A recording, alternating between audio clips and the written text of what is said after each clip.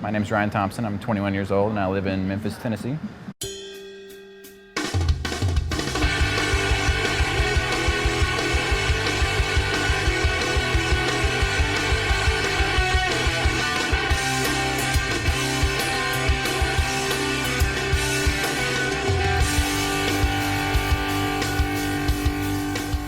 Ever since I was little, I've always wanted to be, I think the first thing I wanted to do in gaming was be a game developer. Started getting more into playing the games than want to actually make them.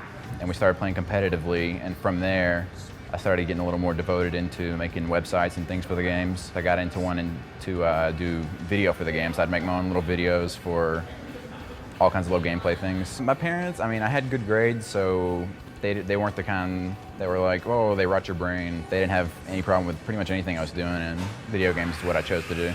Right now I work for Major League Gaming. Major League Gaming it's a console-only tournament league. They're a company based in New York, but I do all my work right here from my apartment in Memphis. Digital product manager, I think is what they told me I could be called. But basically people just know me as VOD. What video on demand is, it's 100% raw tournament footage of full games. The matches last over an hour each usually. So it's the most hardcore of the hardcore MLG audience that want to, watch their favorite pros. They want to learn exactly what they're doing. They want to study their techniques. They want to improve their game by, watching the professionals do it. Right now, all of our video is kind of subscriber-based for the hardcore audience. We don't have a lot of free content, lots of bandwidth issues with that. We have around 80,000 registered users. Our parents all watch sports, and we've got all these kids that are playing these games instead of playing the sports. That's basically their sports for, this generation. I've never really heard like an actual gamer call themselves a cyber athlete, but I would say that they definitely share the same kind of features as any professional sports athlete. The only thing that sets them apart is that they're not actually physically doing these things. They're not actually going out on a field and playing. They're doing it virtually through a simulated world. If we're going to expand bandwidth, it's going to affect how many people can be together in one spot online at the same time. It basically allows the kind of crowd effects that we have in the real world. Stadiums filled with hundreds of thousands of people screaming. Average age for an MLG attendee to one of our events is anywhere from 15 to probably 22.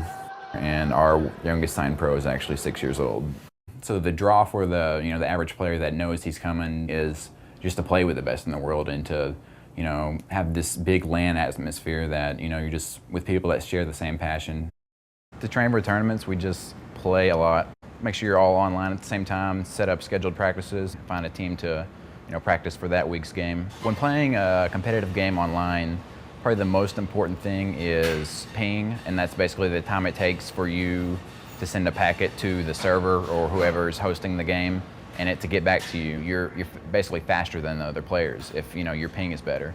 If he's just noticing all these other players that he's playing with having lower pings than him, he's going to ask them what they're using and make the switch as soon as he can. Initially there's 1 megabyte down and 128 up. I could get 3 megabytes down and 512 up. So I switched to that, and now Cox has a 6 megabytes down and a 768 up. And I just switched back to that today. I'm not sure that service providers understand how big the phenomenon of online economies is right now and how big they're going to get. There's a clear national leader, and it's South Korea. And it also was very early in broadband rollout and broadband penetration. Waiting an hour to play a game is, most people aren't going to do it. They're just not going to play the game. They're not going to pay the subscription fee anymore. Is the world of service provision ready for dealing with the traffic that's going to be generated by a big chunk of human time going online and staying there? I definitely expect, ideally, a guaranteed level of service 24 hours a day, and that's worth, double. Even while you're sleeping, you're using your internet. You could spend, if you wanted to, 60 to 80 hours a week in these environments. From that standpoint, it's like you're buying another world to be in, and so $100 to $150 a month, that's not that big a deal, especially for people in this 20-something demographic. Even if another provider costs more, actual connection raw speeds is what will motivate whatever my ISP choice is. I'm willing to pay more for a lot better service. You can definitely see a trend towards personalization within game design itself. One recent innovation is a thing called instancing. You enter this online game and you see all these other players, and the quest might be to go slay the ferocious rabbit. In the old days, when you went to slay the ferocious rabbit, all the other players were there too, and then whoever got him first got the quest, right? Now what's starting to happen is, there are thousands of versions of the rabbit's cave. The system personalized your experience. So you have that cave just to yourself. I've noticed a couple people posting on our forums saying, hey, look at this gamer package that guarantees a better ping. If that, is another benefit, I'm willing to pay even more for that. My experience and impression of people playing online games is that they are extremely demanding in terms of service quality. And they start to expect the software on the computer to basically act the way the real world does. If you have lag, the other players are literally faster than you. The person that knows exactly what's going on and needs that split second to get the kill, it's the world.